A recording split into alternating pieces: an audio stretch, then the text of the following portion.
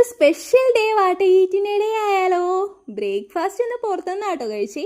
മസാല ദോശ, പിന്നെ വിളിക്കാതെ വന്ന അതിഥി പോലെ വടയും, ഒപ്പം നല്ല ചൂട് പാൽച്ചായി. എൻ്റെ കംഫർട്ട് ഫുഡാട്ടോ ഇത്.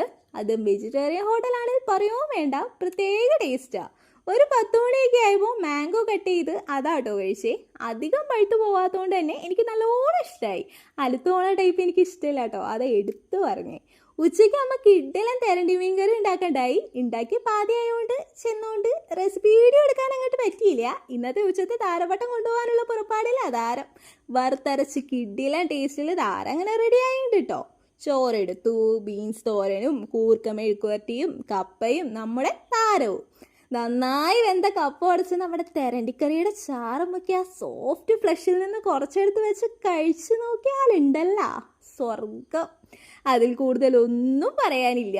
ഈവനിങ് ജ്യൂസിയിൽ പോയി ബട്ടർസ്കോച്ച് ഷേക്കും ചിക്കൻ കാത്തി റോളും ആട്ടോ കഴിച്ച്. ബട്ടർസ്കോച്ച് എന്തോ എനിക്ക് അത്രയും ഫീൽ അങ്ങ് തോന്നിയില്ല, പക്ഷെ റോള് നല്ല കിട്ടിയെല്ലാം ടേസ്റ്റ് ആയിരുന്നു. പിന്നെ നൈറ്റ് അൽഫാം കഴിക്കാൻ മോഹം തോന്നിയോണ്ട് സൈനയിൽ പോയി അതും കഴിച്ചേ. ഇച്ച ഹണി അൽഫാമും ഞാൻ കാന്താരി അൽഫാമും ആണ് ഓർഡർ ആക്കിയത്. വന്നപ്പോൾ രണ്ടും ഒരേ കളർ. ഹോസ്റ്റലിലൊക്കെ വെച്ച് ഓർഡർ ആക്കിയപ്പോൾ കാന്താരി അൽഫാം പച്ച കളറിലായിരുന്നു ഇരുന്നത്. ഇതെന്താണോ എന്തോ, ടേസ്റ്റ് കൊള്ളായിരുന്നെങ്കിലും ഇച്ചയുടെ കേട്ടോ എനിക്ക് കൂടുതൽ ഇഷ്ടമായി. ജ്യൂസായിട്ട് നമ്മൾ മുസംബി ജ്യൂസ് ആട്ടോ ഓർഡർ ആക്കിയേ. അതുകൂടി ആയപ്പോൾ വയറങ്ങ് ഫില്ലായി. പിന്നെ ഇന്നത്തെ സ്പെഷ്യൽ ഡേ നമ്മുടെ ഫസ്റ്റ് വെഡിങ് ആനിവേഴ്സറി ആയിരുന്നു കേട്ടോ.